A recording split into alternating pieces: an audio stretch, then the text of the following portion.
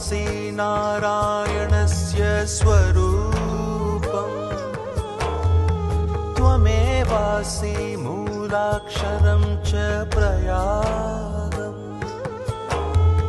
त्वमेवासि शास्त्री च योगी स्वरूपम् चिरञ्जीव स्वामिन् शतं जीव स्वामिन् चिरंजीव स्वामिन् शतं जीव स्वामिन्। એક વાત સમજાવવા માટે ધીમે રહીને પ્રયત્ન કરું છું. યુવાન ધારે તેવો થાય.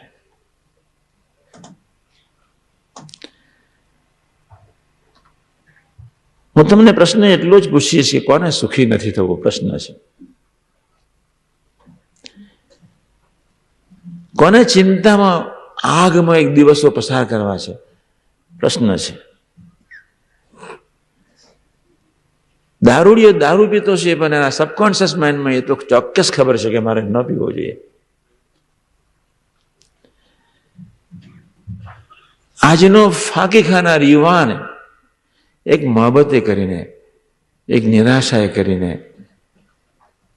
એક કઈક નશામાં રહેવાય તે માટે જગતમાં જ્યારે કોઈ આધાર મળતો નથી ત્યારે આજનો યુવાન ફાંકી માવાનો આધાર લે છે. જગતમાં જ્યારે નિરાશા દેખાય, ન નોકરી હોય, ન એજ્યુકેશન હોય, ન વદર ફાધરનો પ્રેમ હોય,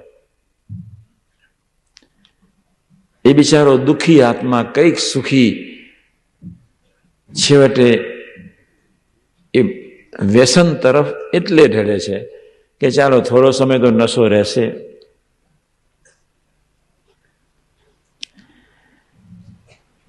આ એક નેચરલ પ્રવૃત્તિ થઈ ગઈ છે. કશું જ નથી મળતું તો આટલું તો ભોગવી લઈએ.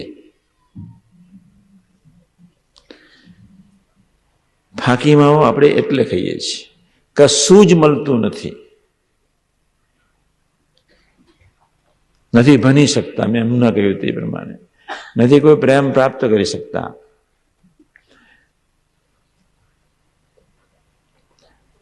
કોઈ ધ્યેય તરફ પહોંચવાની શક્તિ નથી. અને કુસંગી એવા મિત્રોની મોહબ્બતે કરીને છેવટે જિંદગીને બગાડવા માટે તૈયાર થાય છે. થોડો વટ મારવા, થોડો દેખાવ કરવા. વાસનામાં અમને 15 દિવસ પહેલા દારૂ પીને આવ્યો. એટલે મેં એને સીધો પ્રશ્ન પૂછ્યો, ત્યાં દારૂ પીધો સાથી, કોઈની જોડે ઝઘડવું છે? 2 પ્રશ્ન પૂછ્યા. કે તું દુઃખી છું એટલે? તો બિચારો હસી પડ્યો કે હા સ્વામી, નક્કી કર્યું છે સાંજે રાત્રે ઝઘડવું છે. કોક ઝઘડવા દારૂ પીવે, કોક મોહબ્બતે કરીને દારૂ પીવે, કોક ખોટી પટલી કરવા દારૂ પીવે, કોક ખોટી મસ્તીમાં ફરવા દારૂ પીવે. અમૂલ્ય એવા માનવ દેહને બિચારો વેડફી દે છે. હવે મૂળ વાત પર હું આવું છું. વ્યક્તિના જીવનમાં જ્યારે સંસારિક પ્રોબ્લેમ હોય ત્યારે નેચરલ છે. અત્યારની જનરેશનના માનસિક પ્લેટ બહુ પાતળી થઈ ગઈ છે. અમે જ્યારે ભણતા ત્યારે આટલી ચંચળતા નહોતી અને કઈ ડોબાઓ નહોતા. તમને ખબર છે, મેં પહેલું જ વખત વાત કરી હતી. અમે જ્યારે ભણતા ત્યારે કઈ ડોબાઓ તો હતા નહીં. 7મા ધોરણથી અમે ડિબેટિંગ શરૂ કરેલું. દર શનિવારે ડિબેટનો એક મારો પીરિયડ હોય જ. ચા પીવી કે ન પીવી, તો કેટલાક ચા પીવા પર બોલે. અને મેં પહેલેથી નક્કી કરી નાખેલું આપણે નેગેટિવ બોલવું. પહેલેથી સાથી આત્માનો બુદ્ધિનો બંનેનો વિકાસ થાય. પહેલેથી જ નેગેટિવ. સૌંદર્ય શ્રાપરૂપ છે કે આશીર્વાદ રૂપ? એટલે શ્રાપરૂપ જ છે. અત્યારે તમને પુરવાર કરી દઉં. હા, પણ શું થાય, વિષય બીજો છે. ફરી સ્પેશિયલ તમારે સાંભળવું પડશે. આ વિષય તમને ગમે કે ના ગમે? ગમે જ.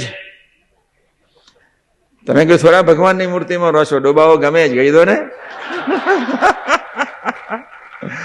તમને આત્મીયતાના સુખની ખબર નથી, તમને શુભ વિચારોના સુખની ખબર નથી, તમને પ્રભુની પ્રેરણાના સુખની ખબર નથી, તમને પ્રભુની અદ્વિતીય ઇન્દ્રિયો અંતકરની પાર શ્રદ્ધા અને વિશ્વાસના સુખની ખબર નથી, નિર્દોષ બુદ્ધિના સુખની ખબર નથી, અને એના સનાતન અક્ષરના શરીરના સુખની ખબર નથી, અને નારાયણ કલ્પના અતીત છે એની ખબર નથી. તો આપણને તો ખબર હોય યા શું ખબર હોય? ખાનગી વાત છે. ફરી તમને બોલાવીશ અને હું એક ચર્ચા કરીશ. સૌંદર્ય શ્રાપરૂપ છે કે આશીર્વાદરૂપ? અને હું તમને પુરવાર કરી દઈશ ને, તમારા ડૂંટીના અવાજમાંથી આમ અવાજ નીકળશે, શ્રાપરૂપ છે. હું 16 વર્ષની ઉંમરે મેં પુરવાર કર્યું હતું, 16 વર્ષની ઉંમરે, મારી 17 વર્ષની ઉંમરે. શ્રાપરૂપ 98 જેના આશીર્વાદ રૂપ છે. મારું ચોમડું સારું હોય તો કોને ન ગમે? મારા ગાલ સરસ ફૂલેલા, મારા તો બેસી ગયા. હમણાં છેલ્લા 2 મહિનામાં 4 કિલો ઓછું થયું છે. હજી 2-3 કિલો થશે, બહુ ચિંતા કરવાની જરૂર નહીં. મને બહુ ફાવે નહીં, હું આ દેહ પર બહુ અખતરા કરું, એટલા બધા અખતરા કરું. તેમાં મૈત્રી સાહેબ કે છોડો હવે, એ મને પછી કે સંતો બિચારા બાજુવાળા. હું મૂળ વાત પર આવું. અને ભગવાન સ્વામિનારાયણ કઠિન તપશ્ચર્યા કરી હિમાલયની ગોદમાં 7 વર્ષ, 11 વર્ષ ઘરે રહ્યા, અને ગઢડાને પોતાનું ઘર બનાવ્યું. એ ધરતીનો કોઈ પુકાર હોય છે, ત્યાંના હરિભક્તોના દિલ બી હોય છે. અને બીજી બાજુ જ્યારે યુગ પુરુષો, અવતાર પુરુષો જ્યારે આ ધરતીને પસંદ કરે, ત્યારે સમજી લેજો, તમને અમારો શબ્દ નહીં સંભળાય, નહીં સમજાય, અથવા સમજાશે તો માનશો નહીં. જ્યારે આ ધરતીને પ્રભુ કે સંતો પસંદ કરતા હોય, ત્યારે પ્રભુનો સ્વયં સંકલ્પ હોય, સંતોનો સ્વયં સંકલ્પ હોય, સાથે સુખરૂપ મૂર્તિ છે. એને રજોગુણના સુખની જરૂર નથી. એને તમોગુણનું સુખ એટલે પટલીનું સુખ, આળસનું સુખ, રજોગુણનું સુખ એટલે પંચવિષયનું સુખ, સાત્વિકતાનું સુખ, ઘણી પ્રકારની સાત્વિકતા છે, વર્ણન કરવા જો થાકી જવાય. એ ત્રણેય સુખથી પર છે આ પુરુષો. ભગવત સ્વરૂપો ને ભગવાન ઓરિજિનલ દિવ્ય પુરુષો, એ રજોગુણ, તમોગુણ ને સત્વગુણથી પર છે. અને પંચવિષયના સુખની પરી નથી. એને આળસને પટલ. આજનો યુવાન અમથો પટલ થાય. 2 પૈસાની બરકત ના હોય તો એવો ઉલરે. બાપ રે બાપ. સારું છે, એ બી એક ઉલરવાની શક્તિ અને ભગવાન આપી, સારી છે. પણ ઉલરતા પહેલા એને એટલો તો ખ્યાલ હોવો જોઈએ કે મારામાં બુદ્ધિ શક્તિ કેટલી છે, કે કાં કોઈની ઉછીની બુદ્ધિથી હું ઉલરું છું. દરેક વ્યક્તિ ઉલરે છે. બહુ ખરેખર વાત કરું, ભરેલો ક્યારેય ઉલરે નહીં. હા, ખાનદાન માણસ ને વિવેકી માણસ ક્યારેય ફાકી માવો ન ખાય.